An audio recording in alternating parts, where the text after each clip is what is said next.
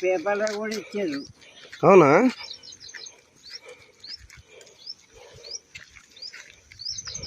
ఏం పేరే?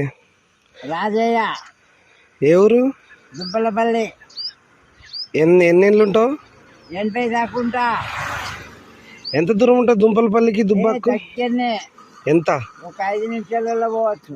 ఎన్ని కిలోమీటర్లు అందాజు? దుబ్బాక అంత ఉంటది, లెక్క చేయి. 3:30 ఉంటది. అంతే. ఆ నుంచి సైకిల్ తొక్కుంటూ పోతున్నావా? ధర్మస్పేట, రాంకపాట, లచ్చపాట, దుబ్బాక సైకిల్ తొక్కుంటూనే పోతావా? తొక్కుడే. 80 సంవత్సరాల వయసులో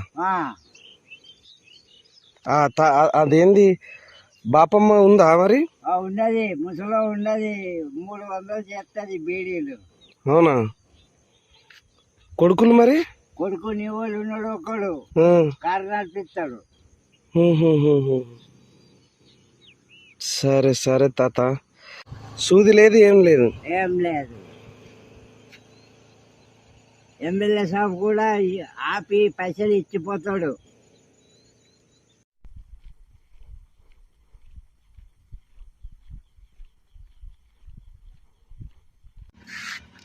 హాయ్ ఫ్రెండ్స్, మొన్న కలిసిన తాత మళ్ళా కలిసిండు. మళ్ళా పోతుండు అరటి పనులు అమ్మనీకి. మళ్ళా కలిసిండు. చెప్పిన 1,00,000 మంది చూసిర్రే తాత అనగానే ఆనందపడ్డాడు. ఏదో చెప్తాడంట, చెప్పే. ఇప్పుడు కూడా చెప్తున్నాండి, తాగి కూడా పండుకోవద్దు, కష్టం చేసుకొని బతకాలి అని అంటున్నాను. హోటళ్ళ పన్న కూడా కూర్చోవద్దు, కళ్ళు దుకాళ్ళ పన్న కూడా కూర్చోవద్దు. మేనేజ్ చేసుకోవాలి, బతకాలి.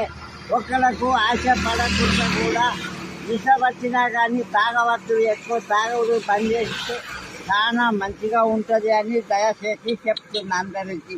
ప్రపంచం మీద తాగుడు మా చెడ్డది అని చెప్తున్నా. నేను తాగి కూడా 20,000కు పొలము కూడా అమ్మినా తాగవద్దు అని అందరికీ పోరాడి కూడా చెప్తున్నా. ఇది ఒక